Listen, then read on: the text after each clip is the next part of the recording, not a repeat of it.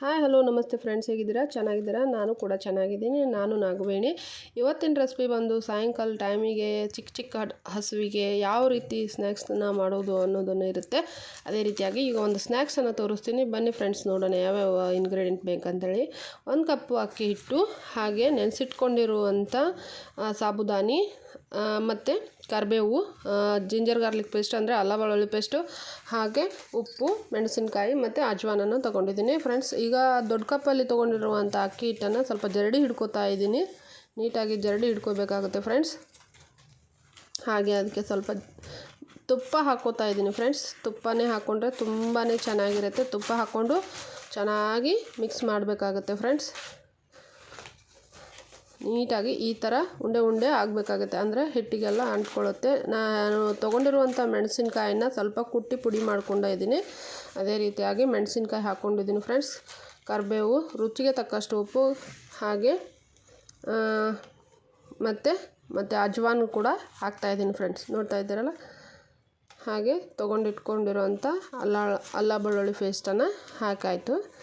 ಈಗ ಎಲ್ಲನೂ ತುಪ್ಪ ಹಾಗೆ ಎಲ್ಲ ಹಾಕಿದ್ದಾಯಿತು. ಈಗ ನೆನೆಸಿಟ್ಕೊಂಡಿರುವಂಥ ಸಾಬುದಾನಿಯನ್ನು ಹಾಕ್ತಾಯಿದ್ದೀನಿ ಫ್ರೆಂಡ್ಸ್.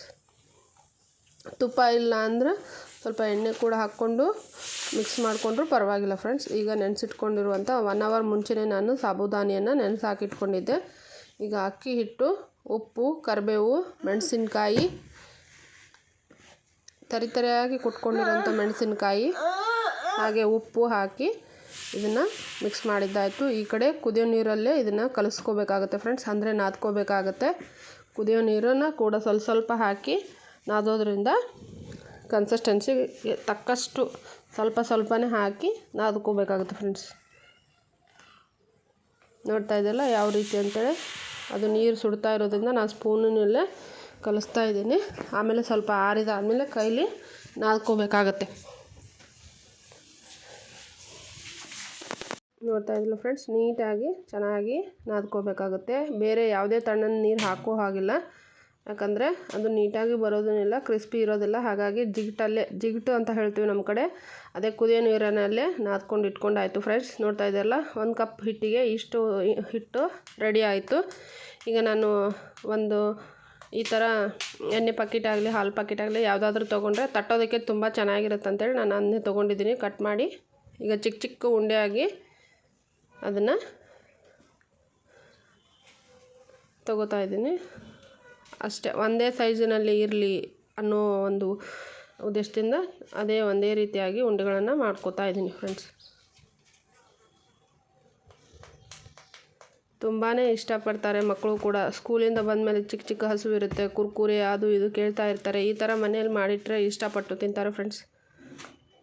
ನೋಡ್ತಾ ಇದ್ದೀರಲ್ಲ ಯಾವ ರೀತಿ ಅಂತೇಳಿ. ಈಗ ಇಷ್ಟು ನಮಗೆ ಉಂಡೆಗಳು ರೆಡಿ ಆಯಿತು.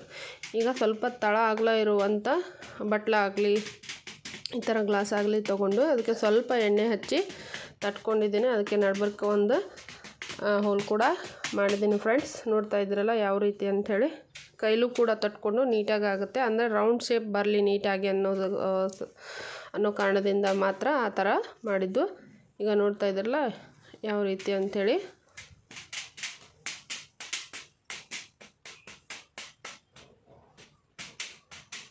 ಒಂದೇ ಸಲಕ್ಕೆ 6 ಅಥವಾ 7 ಸ್ನ್ಯಾಕ್ಸ್ಗಳು ರೆಡಿ ಆಗುತ್ತೆ ಫ್ರೆಂಡ್ಸ್.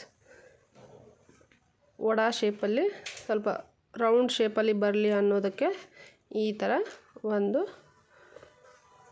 ಟ್ರಿಕ್ಕನ್ನು ಮಾಡಿದ್ದಾಯಿತು ಫ್ರೆಂಡ್ಸ್. ಅದೇ ರೀತಿಯಾಗಿ ನಾವು ಈ ಕಡೆ ಗ್ಯಾಸ್ ಕೂಡ ಹಚ್ಕೊಳ್ಳೋಣ. ಕರಿಯೋದಕ್ಕೆ ಎಣ್ಣೆ ಬೇಕಾಗುತ್ತೆ ಫ್ರೆಂಡ್ಸ್. ಇದು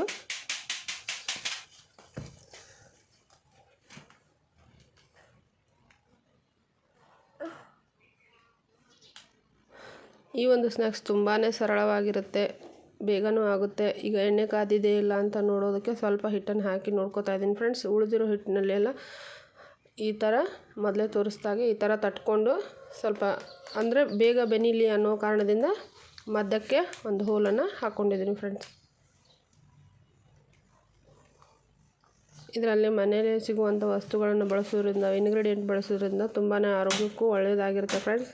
ಅಕ್ಕಿ ಹಿಟ್ಟು ಮತ್ತು ಸಾಬುದಾನಿ ಇದ್ದರೆ ಚೆನ್ನಾಗಿ ಮಾಡ್ಕೋಬೋದು ಫ್ರೆಂಡ್ಸ್, ಪಟಾಪಟ್ ಅಂಥೇಳಿ. ವಾರಗಟ್ಟಲೆ ಆದರೂ ಇಟ್ಕೊಂಡು ತಿಂದರೂ ಯಾವುದೇ ರೀತಿ ಕೆಡೋದಿಲ್ಲ, ಹಾಳನೂ ಆಗೋದಿಲ್ಲ ಫ್ರೆಂಡ್ಸ್. ಹೊರಗಡೆ ಎಲ್ಲಾದರೂ ಹೊಂಟ್ರೆ ಪಿಕ್ನಿಕ್ ಅಥವಾ ಹೊಂಟ್ರೆ ಮಾಡ್ಕೊಂಡು ಆರಾಮ್ ಮಾಡ್ಕೊಂಡು ತೊಗೊಂಡು ಹೋಗ್ಬೋದು ಫ್ರೆಂಡ್ಸ್. ಈ ಒಂದು ವಿಡಿಯೋ ಇಷ್ಟ ಆದಲ್ಲಿ ಲೈಕ್ ಮಾಡಿ, ಶೇರ್ ಮಾಡಿ, ಸಬ್ಸ್ಕ್ರೈಬ್ ಮಾಡಿ ಫ್ರೆಂಡ್ಸ್.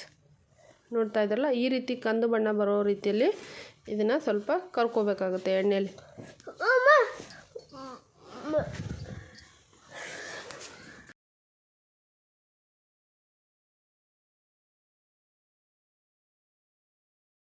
ನೋಡ್ತಾ ಇದ್ರಲ್ಲ ಫ್ರೆಂಡ್ಸ್, ಈಗ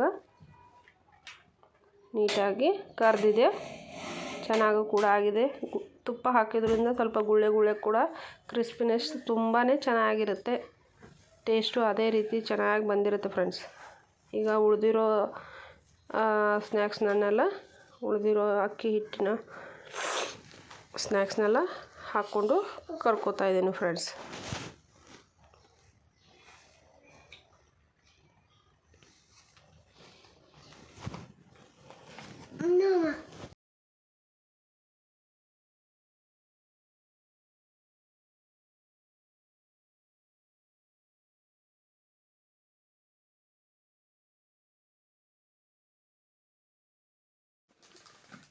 ಉಳಿದಿರೋ ವಡೆಗಳು ಅಥವಾ ಸ್ನ್ಯಾಕ್ಸ್ ಅಂತಿರೋ ಅದೇ ರೀತಿಯಾಗಿ ನೀಟಾಗಿ ಕರ್ಕೊಂಡಾಯ್ತು ಫ್ರೆಂಡ್ಸ್.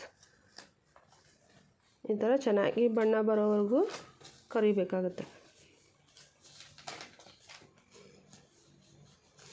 ಎಣ್ಣೆನೂ ಕೂಡ ಭಾಳ ಹೋಗೋದಿಲ್ಲ.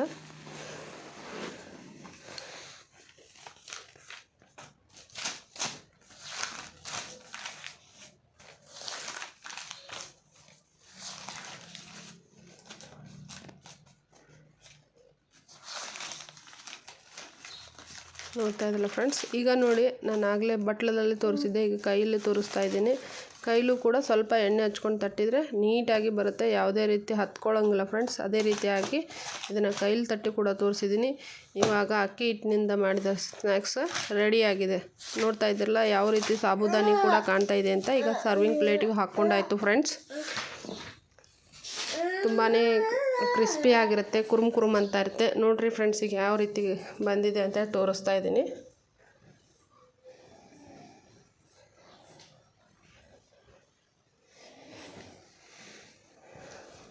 ಈ ಒಂದು ವಿಡಿಯೋ ಇಷ್ಟ ಆದಲ್ಲಿ ಸಬ್ಸ್ಕ್ರೈಬ್ ಮಾಡೋದನ್ನು ಮರಿಬೇಡಿ ಫ್ರೆಂಡ್ಸ್. ಪ್ಲೀಸ್ ಸಬ್ಸ್ಕ್ರೈಬ್ ಮಾಡಿ.